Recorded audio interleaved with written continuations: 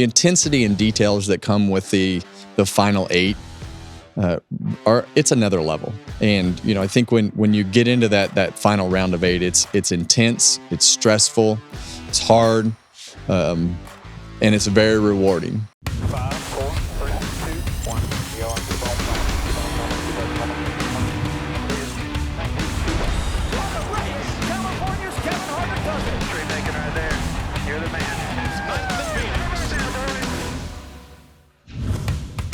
Welcome to Kevin Harvick's Happy Hour, presented by Nascar on Fox. I'm Kevin Harvick. She's Kaitlyn Vincie, and he's a happy Mamba Smith. He is a happy. I'm a winner. Finally. Yes, Finally. I know. Good for you. So am I, though. I picked Ryan to win, too. That's fair. Oh, That's wah, fair. wah, wah. But wait. Who's your championship pick? He's out. Okay. My man, Kyle Larson. And who's your championship pick? Mine's out too. Okay. Mine was out from round 1. I don't know if yours ever showed up. He stayed true to him, though. I might add, that is not water in your cup today, right? No, What you got there? A little something special? A little cognac.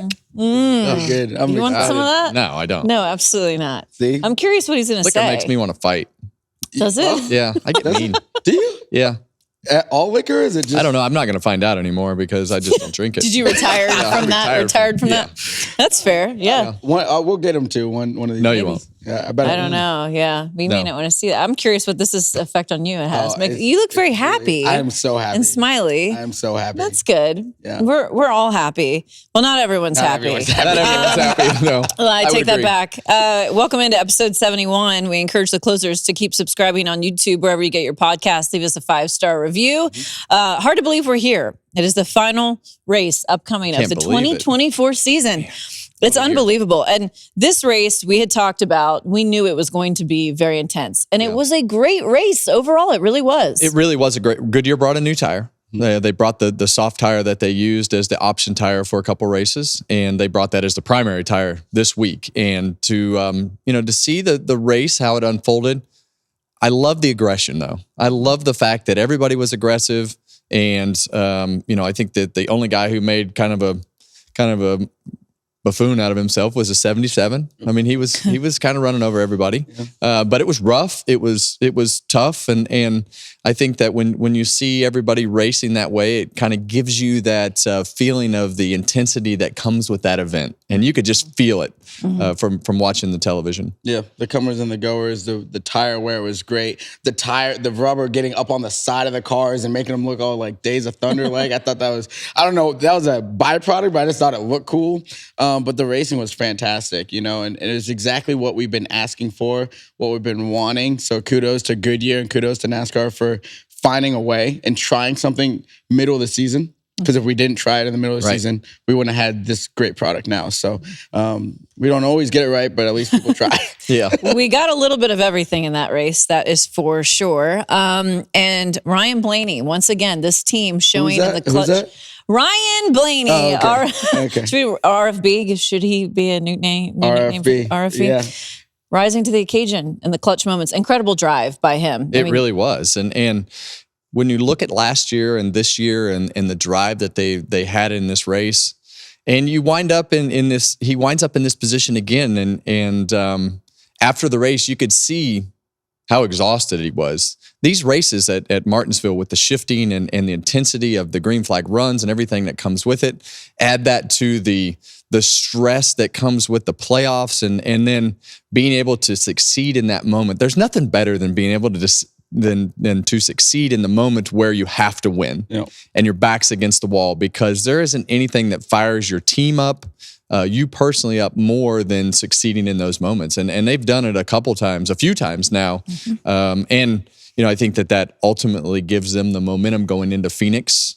And we'll talk about that later. But having that the week before you go race for a championship is something that you can't even put a price on. So, the second half of that race and Blaney qualified kind of middle of the pack. Front of the middle. He was mid pack. And I think that when you look at the way that they're able to come through traffic, the way that they're able to adjust on their race, they always seem to have a little more speed than the rest of the Fords. But the fact that, and you look back to the championship race last year, the fact that they're able to get the second half of that race right always seems to be the case. And that was definitely the case this week. They had the best car on the long runs and in the second half of the race and were able to just drive through people and by passing them, and had to bump a few out of the way. SVG. I love the move on SVG to shove him up the racetrack because there were a lot of politics being played in this event, and SVG was definitely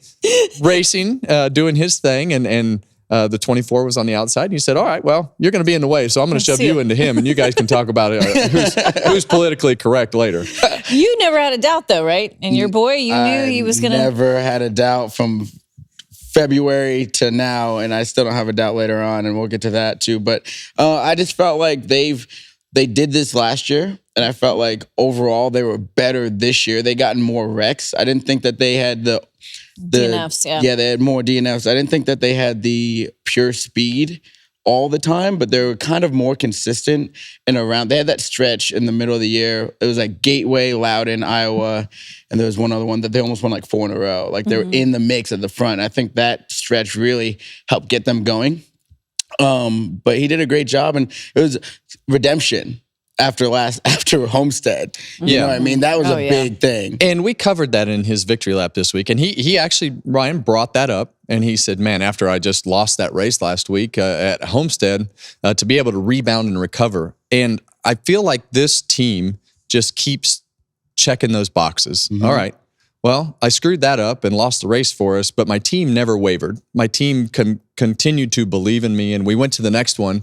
Oh, and then we won. And I just, going into the championship race, they already have that championship box checked. They've done that. They've accomplished that. They don't have to answer that question anymore. And I can tell you personally, not having to answer the question about when you're going to win your first championship, we can hear people talk about it. It's not a big deal. It's a big deal because you don't have to freaking answer the question and you don't have to think about it.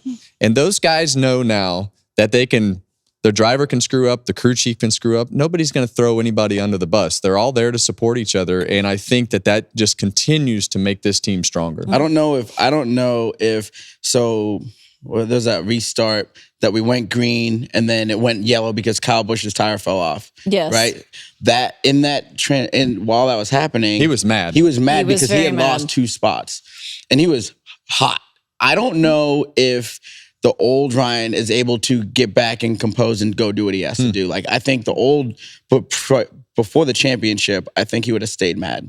Yeah. And maybe this way he compartmentalized it. But he has that championship pedigree now. He knows how to blow off steam and then get back to business and doing what he has to do. And that whole team is like that. And it's tough because this was a physical race and you have to be able to use your car. You have to knock people out of the way. You have to rub doors. You have to be physical. And there's going to be some moments where is that line, right? And I think that being able to, push and shove and do the things that you have to do and being able to reset like you're talking about, whether it's a restart or somebody knocking you out of the way, because we saw it at the end of the race with Chase Elliott, right? He had the contact there, with the car pitting and Chris Buescher and knocking the nose in. Didn't really knock the nose in on his car, but what happens is that splitter gets separated from the actual nose itself, and that really, really, really changes the handling characteristics of your car, even in a place like Martinsville. So, and the small tracks have been the most aerodynamically screwed up places that we've gone with the next gen car. This was a great race, but when Chase had that contact, his car was never really the same. Got so tight again. Yeah. At that point. So Chase Elliott, one of the ones not advancing. Let's talk about the complexion of the championship 4 for a minute, because we still have a lot of storylines from the race, but I do want to give credit to the 4 that have officially advanced. Joey Logano, Tyler Reddick, Ryan Blaney, and William Byron. So here's the guys. What do you think? Yeah. Best 4 Let me go. I had to make notes this week because there was so much that happened. So here's, you've got the 24 car. I think the 24 car of William Byron, they get in by the skin of their teeth. There were a lot of things that happened at the end of the race with the politics of the manufacturers and everything that was happening. 24 didn't do anything wrong, right? Like 24 ran his race, didn't have anything to do with it. Whether you want to say he benefited from anything or not, that doesn't matter. He didn't do anything. But the thing I can tell you about the 24 is they have not been as dominant as they were at the beginning of the year. They haven't led laps and won races like they did at the beginning of the year. That's what worries me about him. What's that speed going to be for the 24 car? The 45 and 22, I worry about taking. 22's kind of taken a couple weeks off, kind of just really been in the race, but not been anywhere to be found in the race. And I'd never like when you're in that playoff mode and you're in that intensity that comes with the week-to-week grind of putting the cars together and pushing the guys in the shop to get the details and everything out of the car, yeah, I get the fact that you got a couple weeks to where you can prepare, but I worry about just flipping that switch back on. Right. And so, I think the 45 did it last week. How does Tyler Reddick carry that intensity from Homestead and be able to do that at Phoenix? I need that Tyler Reddick to show up that was at Homestead, knowing that he needed to win that race like his life was on the line. I need to see if Tyler Reddick can show up like his life is on the line to win this race and be able to carry that same focus and intensity. Logano's going to do it, right? I don't think he's going to have the fastest car. I think when I say he's going to do it, he's going to show up and he's going to be ready. Yeah. He's going to be in the mix, and even I don't think he'll have the fastest car. I really don't, but I think he has the potential to make the least amount of mistakes. Him and his team and the pit calls and the restarts and all the little details that come with it. He's probably going to cover as many as anybody. And the 12 it's like we talked. He's got the momentum. Just had his back against the wall, screwed up one week, won the next week, and it's the race before the championship, and he has all the things going for him right now. So it's going to be interesting. I think any of the four can do it. I don't think we have the fastest four cars in the championship four. The best cars all year are not in the championship four. So, that's a different part of this discussion. But either way, these are the guys that are there, and I think that any of them can show up and make it happen. That's Kevin's thoughts, your analysis on the four that have made it. Yeah, hats off to all four of them, all four teams. They did what they needed to do to get here. And then you look at, you look at the Christopher Bell situation with the 20. How bad do they wish they had Vegas back?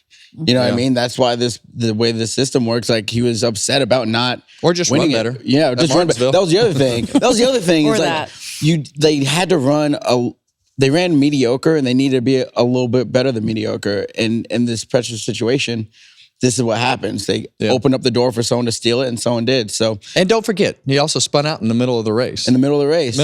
Right? Like, in those situations where you don't have the best car, and that's kind of what I'm getting back to about Logano, right? If he doesn't have the best car, he's not going to make that mistake. No, you got to execute. And because every point matters. Yep. And none more than it did this time. Absolutely. And so, you don't spin out, you don't get a lap down, you have the potential to gain more spots. And so when you talk about those small details and mistakes that come with this, that's still the mistake that I look back at. And you can go back to Vegas and you can go back, but it's all about the next race. Yeah. It's all about the current race. And, I look at that as the moment where he got himself in trouble because it put himself further back than what he was, and he had to work his way forward. Yeah. And just, you can't make those mistakes. Yeah. So, William, their speed has been hit or miss, so they're going to really have to ratchet it up. And now that they're the only Hendrick car, I would imagine that they're going to get all the resources that you could ever need and want.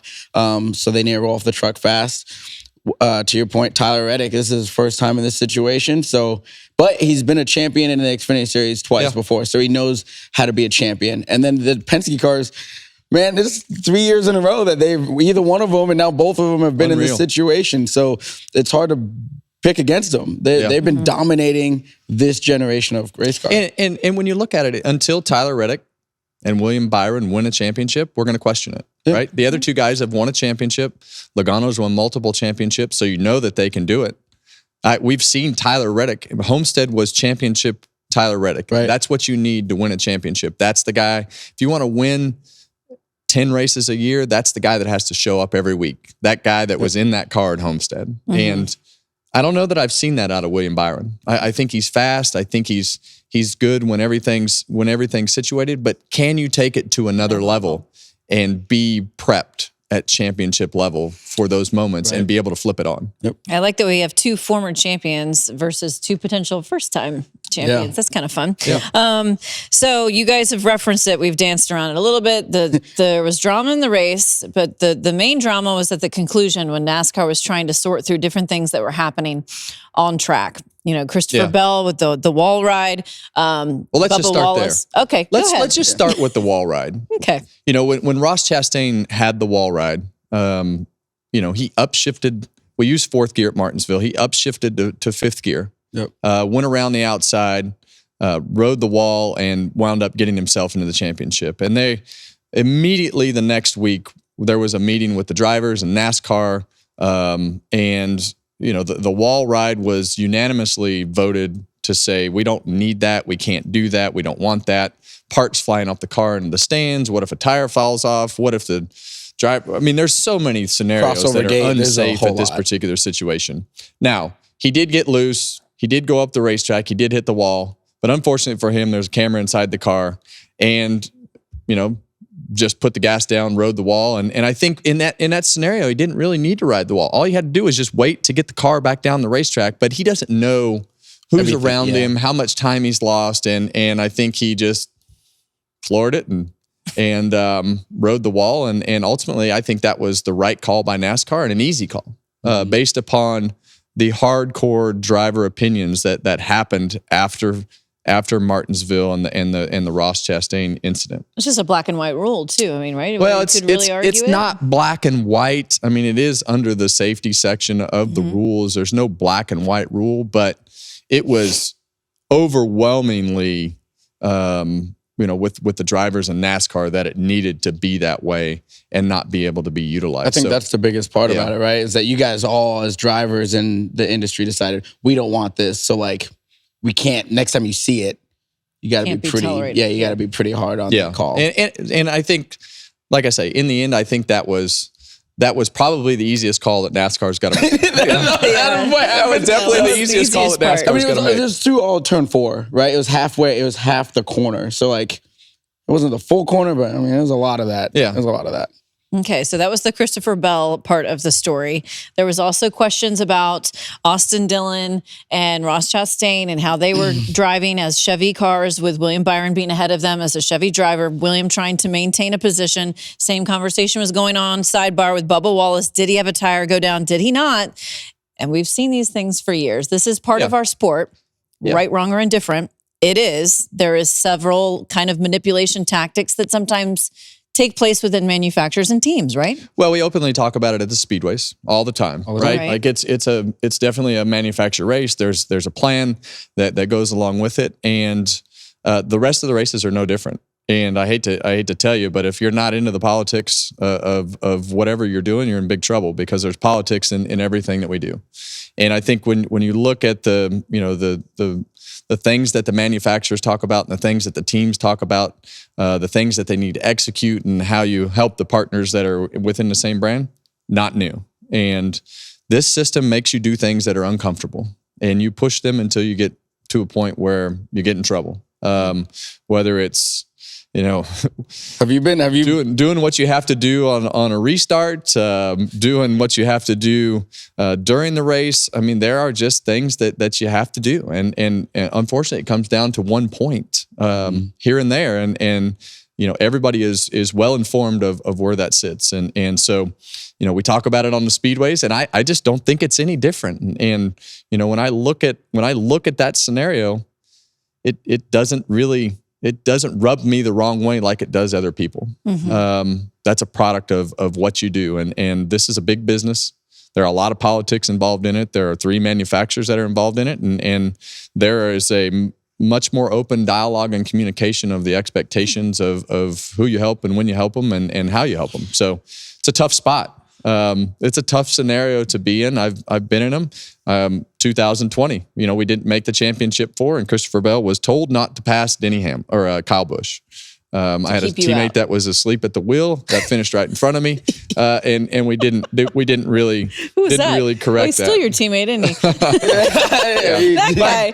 But I think when you look at it and you look back to 2012 when Boyer spun out and they had all the things that happened and they added Jeff Gordon into this, it's a tough line to say what's too far. Right? What's too far? And when you go back and you look at last night, the 23 car was still in inspection, sitting there with Ryan Blaney. And I'm sure that it was, okay, is there something broke?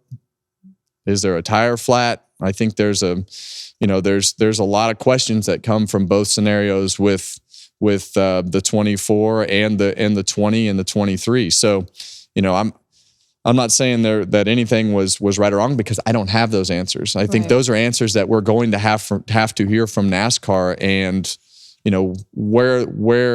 what they think and what that line is. Yeah. So I have two questions for you because, of course, the Twitter trolls lit up last night, just their frustration with this format. But don't you feel like it still took place with the other format as well? I mean, there was some possibility for it, even with the way the old points were. Yeah, well, and I think that a lot of these scenarios, I think with the old points, look, let's face it, this format is exciting. We do not have the best 4 cars in the championship 4. We do not have the cars that have had the best season in the championship 4. Now, we do have a regular season champ with Tyler Reddick, but he's not the regular season champ if Kyle Larson shows up to Charlotte. Right. If he makes it, yeah. So, arguably the 5 car was the best car of the season. And this is not, I mean, we missed it in 2020, won 9 races, and didn't make the championship 4. And it comes down to these scenarios. So, as I look back and think about this, I love the entertainment. I love the excitement of what we just watched in the playoffs. Now, do I think that the regular season and the points and everything is rewarded heavily enough? No. Right. So I'm going to throw this out there. Solutions. I don't have a solution, but I have an idea. We talked about this last week. This is the worst thing that they ever imagined walking into a KHI meeting is I got an idea. So here's I hope y'all sitting down. I think, what if we took the regular season champ and he got an automatic bid into the Final 4? Yes. We've heard this scenario talked about a ton. It's 26 races. It's not just about winning in the regular season. Right. It's important, but then it adds this element of points because that's what we do. We reward the regular season points champion with a spot. Because of their body of work the whole time. He's in the championship 4. That championship meant something because you won it. That's right. You go to the championship 4. Oh, yeah. Well, guess what? Second place, you're going to go to the championship 8. You're going to go round 8. And your third place guy, he's going to go to the championship 12.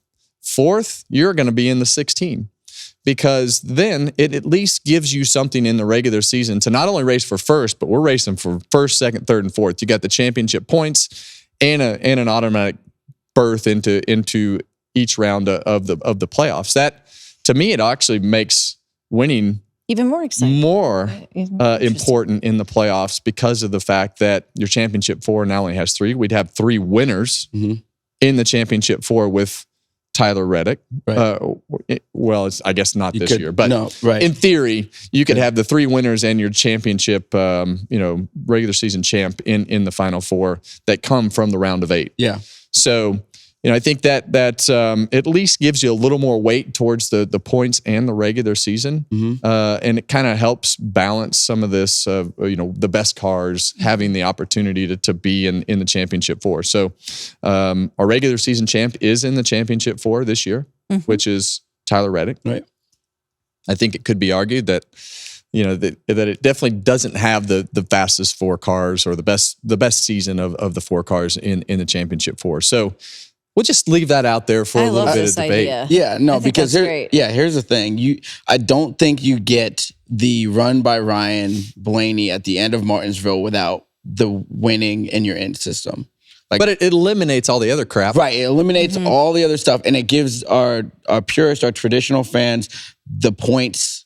Yeah, old style points deal like everyone wants. Cool. Love that. It rewards the team that did it and the driver that did it. You're all the way in the championship. Yeah. Because technically there's only 3 spots. Right. And now you have to stay locked in through this playoffs. Like, you can think about Phoenix, but now you got to be. You got 3 races and 3 rounds, and somebody won all 3 of those races to get into the championship 4. So. I like it. I do too. I've always had an issue. Well, I always had an issue with the team that had the most wins not getting to go, but I think this kind of takes care of that because you would assume.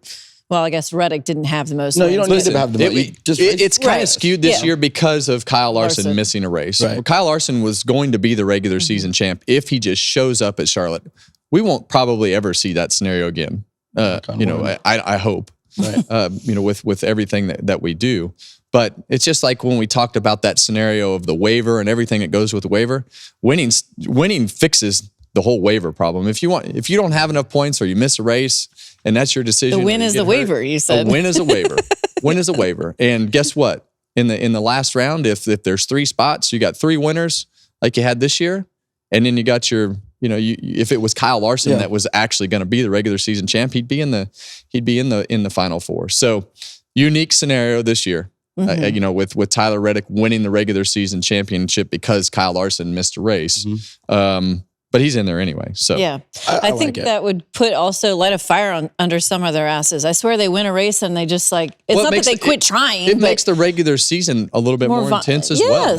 Because, if you get into that Final Four, at least you're going to be locked in, because there's going to be some sort of scenario at some point where they get, winners that go all the way down through 16. Right. And We've had that. We've been really close the last couple of years. And I think when you look at having those guys stacked in those 12-8 championship round, it takes one spot away. So having those, finishing in the top 3 in the points really becomes more valuable. And I think it adds a fuel to the fire to not just win races and just throw caution to the wind. Right. In all scenarios, there's also a points element that comes with that first 26. Yeah, I agree. It's great. Yeah, because that's part of the thing when people show me on Twitter or whatever what the old points would look like. Well, they're racing very differently. Right. You're going to race with a little bit more tactic when there's points involved versus just wins. Yeah. So I like it. Okay. Well, we'll have to see if maybe NASCAR is listening and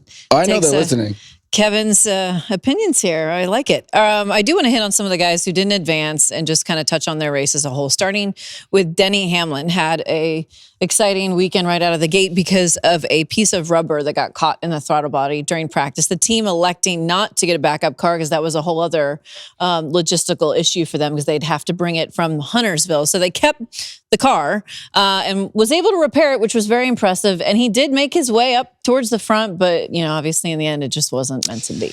Yeah, and I just, look, I was on the Denny Hamlin train from the beginning of the year. I just, you look at that regular season, and maybe I haven't looked at it on this side of the fence, but for one time. Yeah. And it just seemed like when we started the playoffs, the momentum was gone. Atlanta was just not good as far as the outcome and the way that he raced, and the momentum was just not there from week one. And then you look at Martinsville this week, and it just seemed like, I don't even know. I guess, I don't even know what you say to the bad luck that the piece of rubber getting in there and the throttle sticking. So, they had a lot of speed throughout the season.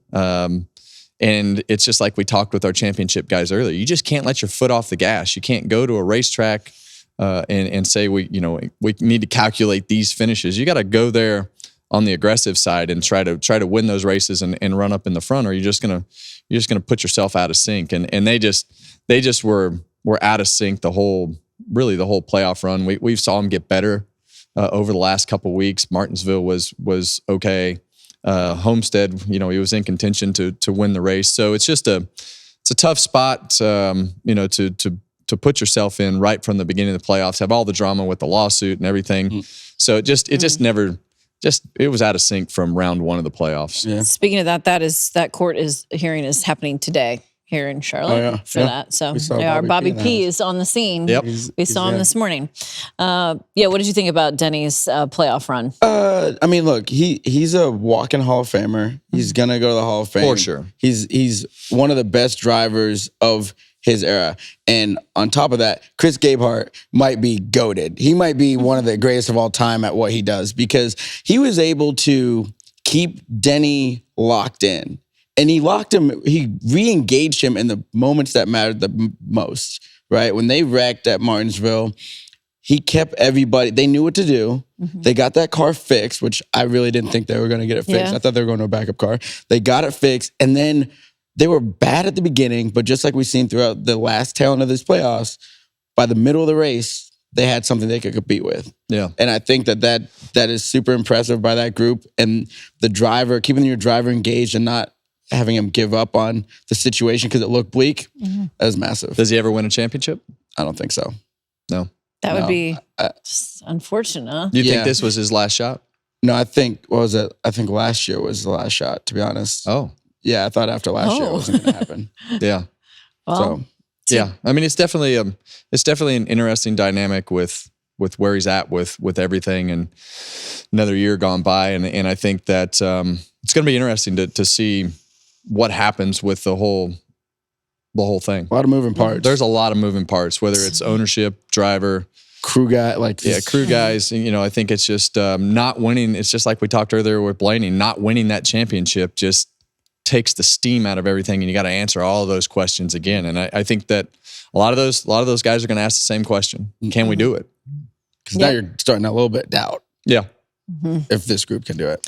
So Denny Hamlin was your champion pick. Chase Elliott was your pick to win Martinsville. What a weird situation he set up. I kind of gave up. Let's face it. I mean, my championship pick, I felt like was out of it after a couple weeks, and so I had to go with my gut, and it looked pretty good for a while. That's what I'm saying. I'm trying to get to that. I think that Chase was in contention to win the race, leading laps, and we've seen him lead laps, and I felt like that he just had this feel to it that he was leading laps and putting himself in position, and went to Martinsville and did it. Yeah. We saw Truex kind of lead the first part of the race and then immediately make a mistake again with the speeding penalty and everything that went with that, and then immediately handed it to Chase Elliott to be in control of the race. And they had a bad pit stop with the right rear tire. They let Jack down, didn't get the lug nut tight, fixed it, got themselves back in contention, and then had the contact with the 17 car of Chris Buescher, and it just unfortunately separated that nose from the splitter, and the car just never drove the same after that. So that really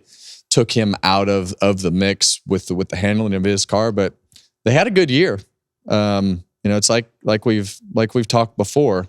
I feel like Chase races a lot like I did. He gathers the points. He's very consistent, finishes in the front, but that's not everything that goes with this system. Is you have to be able to win some of those races and put yourself in position to go to victory lane multiple times. Yeah, I thought that he showed a lot of grit and the last few weeks. I'm like, brother, if you can harness that and bring that in to start 2025, you're going to be in the Final Four again. I liked what I saw at the end. Early prediction season. over here. Listen, it was just it was cool to watch. And at one point, the top four and the end of this race was like Kyle Larson, Chase Elliott, Ryan Blaney. It was awesome. Byron. Yeah. And I'm like, this is the next set of guys. Like, this is what I'm looking forward to seeing what next year will bring if he brings that speed with him. So only one Hendrick Motorsports car advances to the championship for the other. They're lucky that guy on the outside looking in was Kyle Larson. He didn't show a whole lot of speed right out of the gate, but you could tell the team was getting that car to where he needed it to be. But like we've already kind of discussed, pretty surprising that he was not able to advance in the end. It was surprising, and I think when you look at that, there has to be. I'm a huge Kyle Larson fan. I love everything that the 5 Group does. But, I think when I look at that, there's got to be a little bit more balance between the bold moves and the mistakes that comes with when they don't stick, right? Like when they didn't stick at Homestead. I mean, you go back and you look at that 7-point gap. It just and I think that they'll learn from that. I think that Kyle Larson goes back and studies and listens and gets better at that every year. I think we see less of those bold driving mistakes that don't work out. We see some of them work out, and they're spectacular. Everything that Kyle does is spectacular, but have to make less of those mistakes.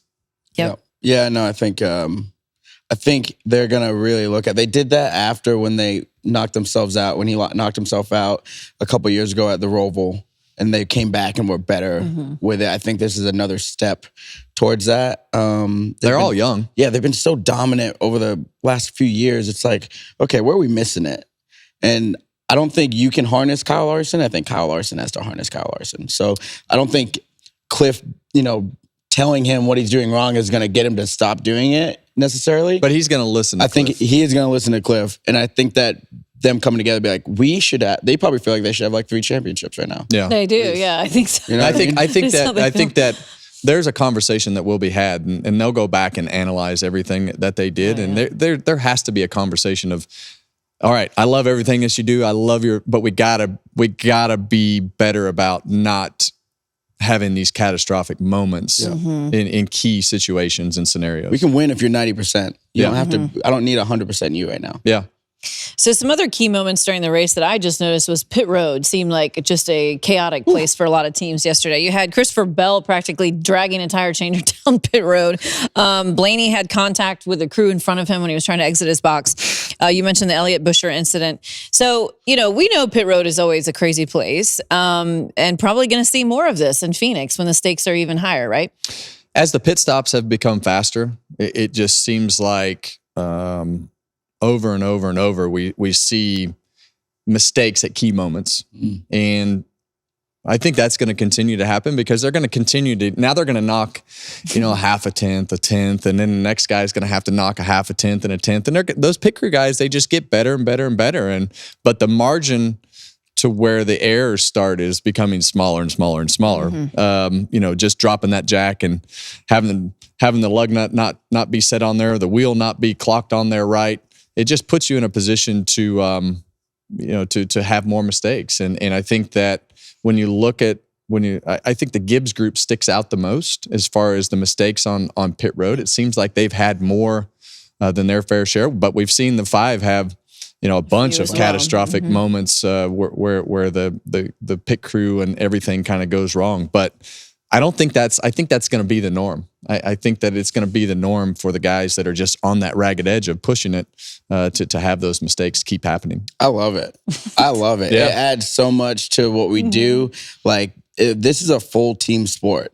You got to be good on every level of it. So everyone doing their job really matters. And they're trying to get the guns like faster or better, and the jacks all that stuff trying to get better. But also when they're doing no look jack drops, that's wild. But when you start going in that direction, the risk versus reward, I don't know. It gets pretty hairy in there, but I love what I'm seeing. We've kind of previewed Phoenix already throughout the course of the show, and we talked about if we thought the right 4 have advanced and not. But talk about the intensity level of this race, because I know I've been there quite a bit as a reporter. I was assigned to your team one year to focus solely on you guys throughout the whole weekend, and I mean it is just a lot. There's a lot that's going on. I think that the intensity that comes with, and we've seen it throughout this last round. With the final 8 guys racing towards the front of the pack, the intensity and details that come with the final 8 it's another level. And I think when you get into that final round of 8, it's intense, it's stressful,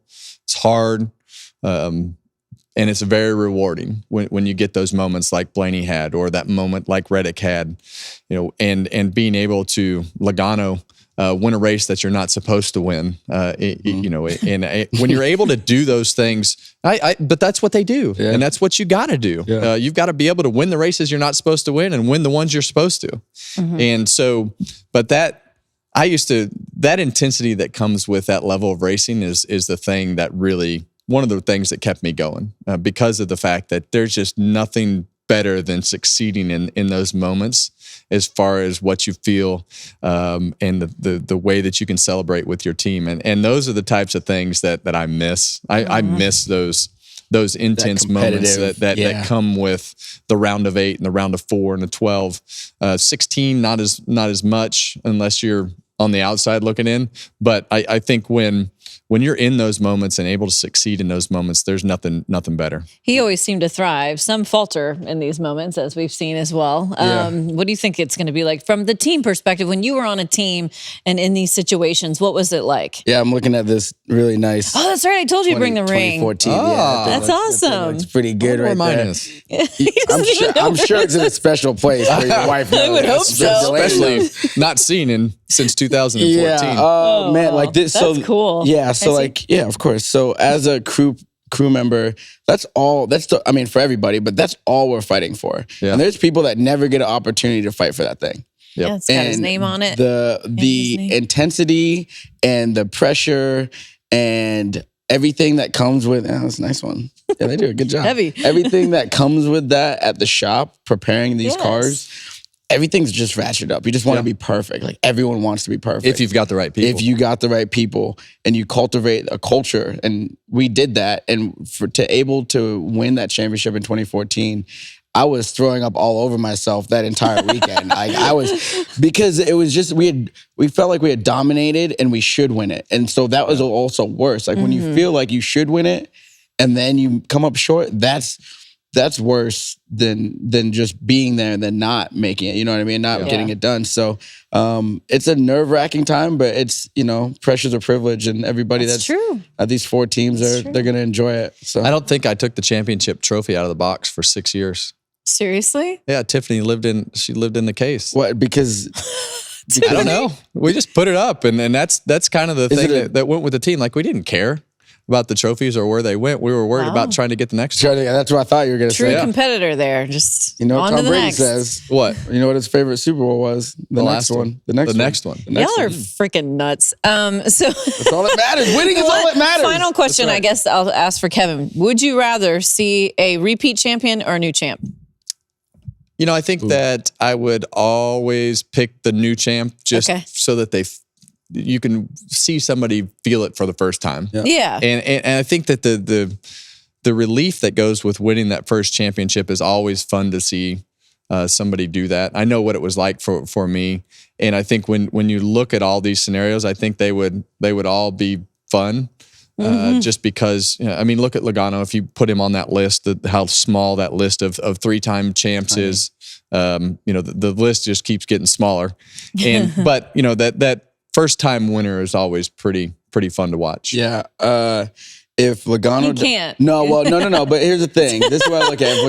If Logano wins it, he's like pushing towards like one of the top drivers that our sport's ever had. At 34. At 34. Has a long ways to go. If Blaney wins it, in my mind, that's an automatic Hall of Fame bid. He has 2 championships in the Cup Series now. If Back to back. Yeah, if Reddick wins it, Reddick now has won championships in the Xfinity Series and in the Cup Series. So he's 1 away from having all 3.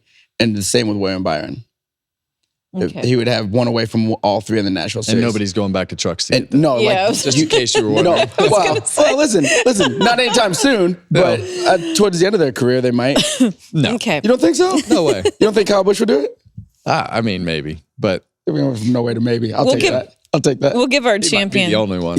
picks towards the end of the show. I know we don't typically touch on the Xfinity and Craftsman Truck Series much on this show, but we did see some interesting feuds, drivers coming together at the conclusion of those races with a driver who had advanced and one who had not.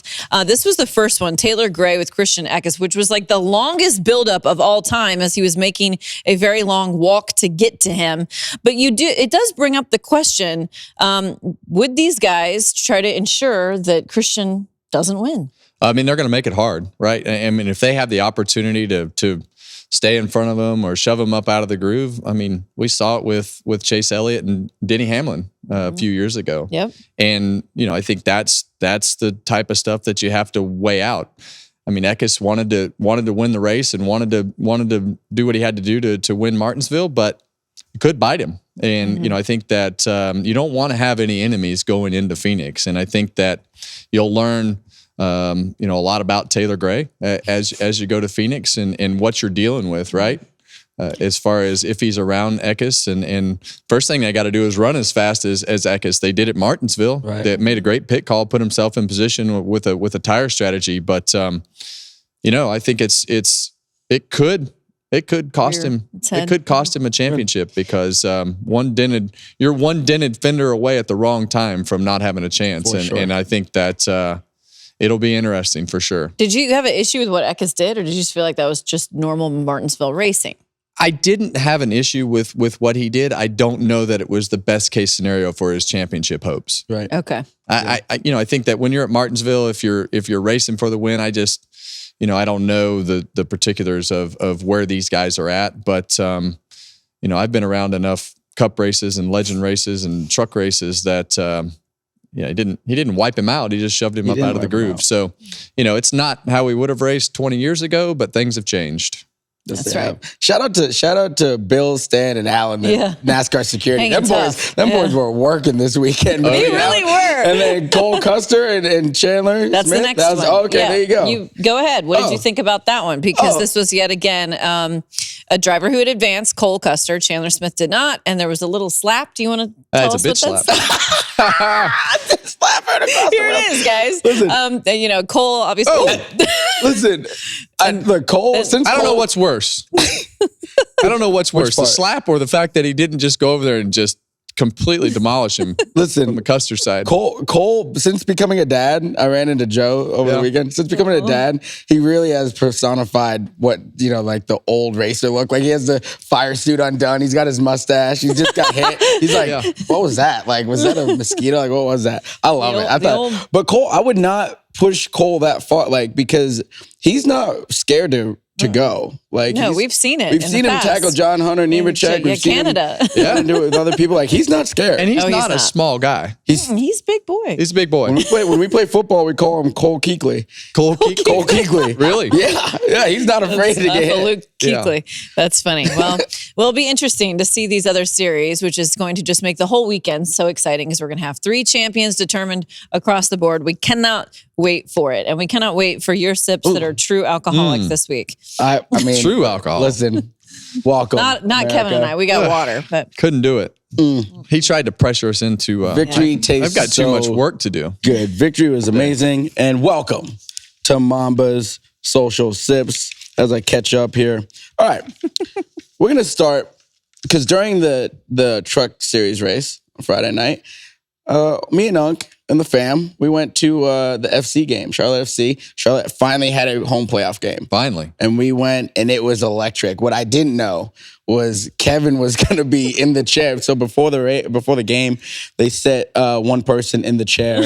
And this is my video. Because Kevin walks up here. And slow walk up. They announced Kevin Harvick, NASCAR legend in the house. Everyone goes crazy. I was shocked, but they knew who he was. 90 seconds is a long time to wave. Long time. You were What do you mean shocked? you were shocked? Well, I just didn't know that soccer I think people we've knew. learned from just doing this show how many fans Kevin really has. Yeah, I was happily surprised. What are you It's a talking about? lot. He puts the crown on, and then he's wearing like he's got the scarf, right? But the best part is there's a guy to his right that has no shirt on. And Kevin looks at him, and he yells at him, and Kevin yells back, and it was awesome. And then he quit yelling. And I'm like, you're supposed to be fucking helping me. Scream. It's so great. Yeah, it was great. That was a great moment. I enjoyed that. That was a nice moment. Yeah, You're that was on your fun. throne. And then they won. And we spend a lot of time at the stadium, whether it's football games or soccer games or concerts. So Yeah. we like being out in the community. Oh, King Kevin over there. So they won, but Kevin is also a massive New York fan, and I'm a big Red Sox guy. So I got a little message from our Fox Sports teammate, Big Papi, David Ortiz. He wanted to let you know something. It was a good day for the Dodgers. Today was a good day. It was. Ice Cube leading Because it the off. Yankees lose. You love saying it. It's unbelievable. How you getting to New York, man? Hey, man, I know people that know people over there. It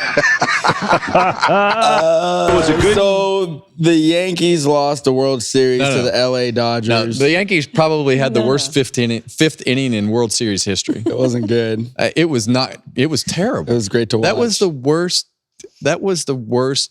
Oh, man. I don't even know how to describe How it. did you end up a Yankees fan when you're not I don't from know. New York? I grew up an A's fan. I grew up in Okay. California. I grew up Right. an Oakland A's fan. And then I moved to North Carolina and I became good friends with Gene Monahan, who was the trainer of the New York Yankees. And as we went through the years, Joe Girardi became the coach. And I became a fan of the Yankees just because we were able to interact with those guys. They always came to the Daytona 500 and during the week at some point to come say hi while they were down in spring training.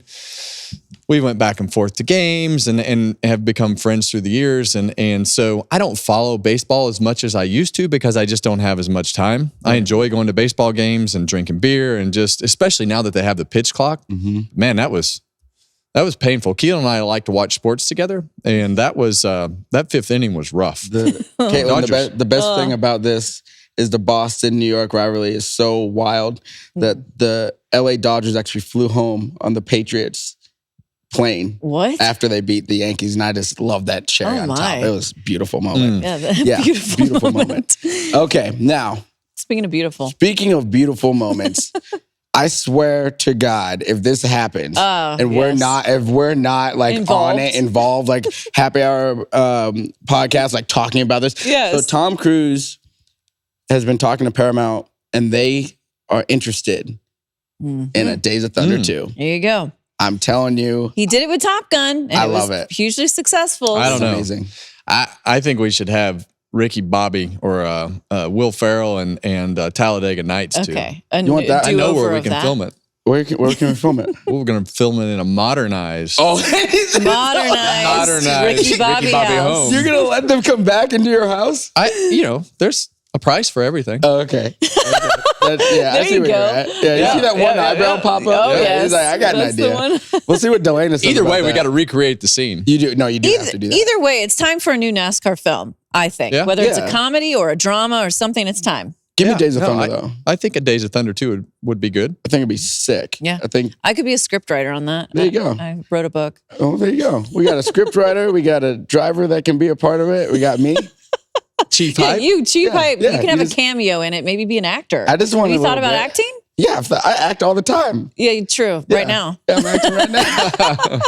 And then, of course, Ryan Blaney does not do burnouts. So Didn't have to. Didn't have to. I promise you next week here at Phoenix, Oh, yeah. when and if You're he making wins, promises? when and if he wins, he will burn Broken it down. promises. You think? Oh yeah.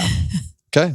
Did you see how much energy when he popped out of that car? Oh, this yeah, week? he was fired stoked. up. I thought he broke his hand on the I thought roof. his neck veins were going to pop out of his That was a mental relief is what that was. I bet. Yeah. Guess that's there what was it a looks lot like. of stress that was Pent up. that was yeah. And it all came out at once right there Yeah, it after the did. race. And those are the moments that are great when you can release that energy like Gotta that. love it.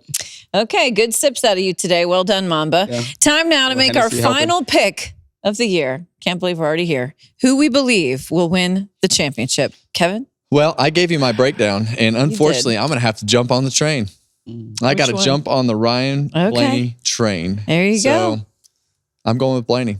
I just think he has the momentum. Just did it. Defending champ. I originally had him, and then as I was thinking about it Gone. more, well, I do love the first time champion angle. And if it's Tyler Reddick, it's the whole story about that team and Michael Jordan's involvement. I think that'd be huge for the sport to see that group It'd be get it huge. done. Yeah. It'd be huge, all right, for a variety of reasons. Yeah, there'd be a variety. That's for sure. Holy smokes, that'd be crazy. But I'm going to go with Reddick. I just think that'd be a cool one. Okay. What you say? Who are you going to go Well, with? we know his has been all along. I was thinking about jumping off the train since Kevin's jumping on, Oh, you can't do that. but hell no. We're going with the 12 back-to-back championships. Listen, the reigning champ is Train is going to be leaving the reigning one station. more year. The train has been Left the the train is station. in the station. We're ready to hoist this He's thing. got all the momentum. He's got He everything does. on his side. The only thing that can screw it up at this point is you picking him. No, we broke the curse. The curse is We over. broke the curse. Curse is Just over. like Curse the is eight- over. Yeah, it's over. Just Okay. like the 2004 Red We'll Sox. find out. We Well, will you picked it. 2004 Red Sox. 86 we will years. find out. Okay. Yeah, just like That you. was 20 years So- ago. Yeah, well, exactly. We had to bring it back up. So Ryan Blaney, of course, won yesterday. That Victory Lap interview is now available with Kevin Harvick, and he will also be interviewing Ricky Carmichael, who I worked with for several years on Supercross. Love Yeah. him. That is awesome. Yeah, Ricky drove our trucks back in the day, and I think it'll be fun for our fans to hear his just his work ethic and everything that went with making him a dominant Supercross rider. Yeah. And his transition over into the NASCAR world and what that was like. I've never really asked him what was hard for him, Yeah. but we're gonna find out. Yeah. So I met Ricky. I was racing at Adirondack, New York, and he was running what is now the ARCA series. And as a kid, seeing Ricky Carmichael walk through in a NASCAR fire suit, are you shitting me? I was like, I said hello, but I don't even know what I said. Like, I just thought that was so cool. and Like, he grew up racing a lot of the earlier years with Clint. So did surely he he's really? got some good. Oh, good I Clint bet he Warrior stories. does. all right, Well, you gotta ask him those. We We're gonna look find forward out. to that conversation. You can check that out on Thursday. So make sure you keep subscribing on YouTube, wherever you get your podcasts. Leave a 5-star review. Closers, we will see you after the very final race of the season.